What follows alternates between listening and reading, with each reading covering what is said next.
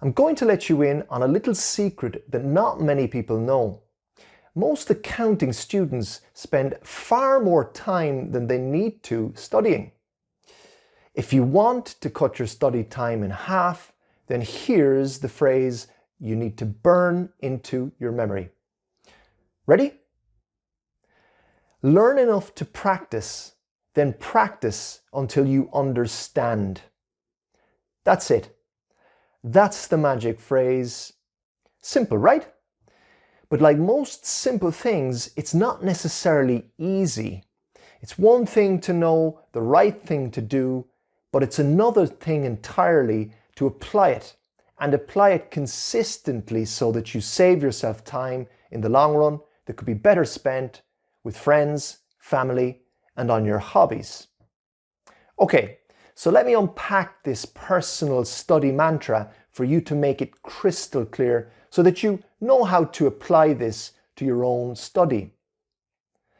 Most students spend maybe 70 to 80% of their time reading through dense textbooks to grasp theory.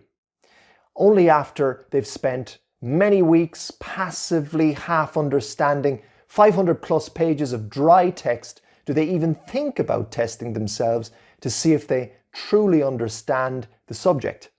The problem is, at this stage, most of what they've barely grasped to start with is half forgotten. This is back to front.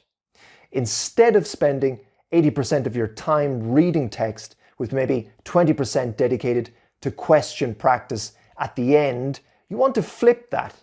Spend most of your study time instead actually practicing questions and exercises, and a little bit of time just grasping the basics of the theory. Just enough so that you're able to attempt questions in the first place. Perfection is not the aim here. The desire to be perfect actually only leads us to procrastinate instead of taking action. Take a leaf out of Google's book.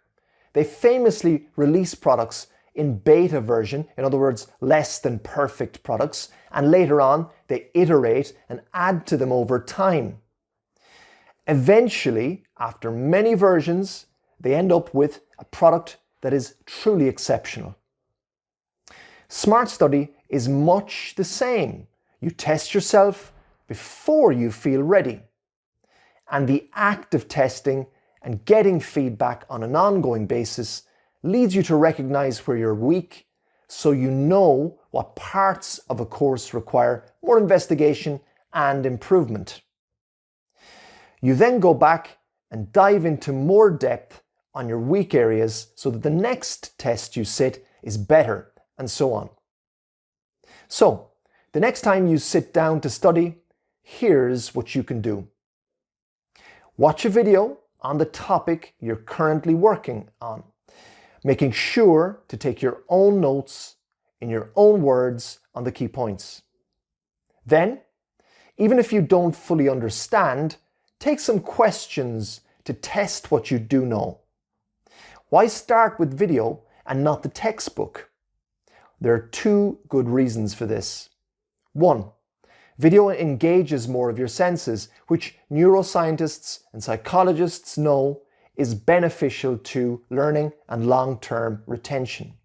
And two, video is quicker. A good tutor has likely taught the theoretical point many times before and is likely to be able to explain it in as few words as possible and in plain English. Of course, you need to be sure that the tutor actually knows what he or she is talking about, so do make sure that your tuition provider has top-notch tutors. So, once you've watched the video lecture and taken your first test, only then should you actually turn to the text to go deeper on your weak areas. You need to be selective here and focus only on the parts of the chapter that are causing you uncertainty. Then, once you've read up on your weak areas, you've guessed it, you test yourself. You're likely to do better the second time round, and you repeat that process until you're scoring really well. So, summing things up, use the text as a reference rather than as the main learning tool. Draw on the know-how of an excellent teacher who can explain things more simply and faster than a textbook. Put your learning into your own words via the notes that you take. You can even go further and explain the concepts you're learning about to fellow students. And most importantly of all, test yourself repeatedly and go deep on your weaknesses until there are none left. This is where most of your effort should go. So the end result of this always in beta approach to study is that first of all, you've better understanding. Secondly, you spend less time studying. And finally, study sessions are much more engaging.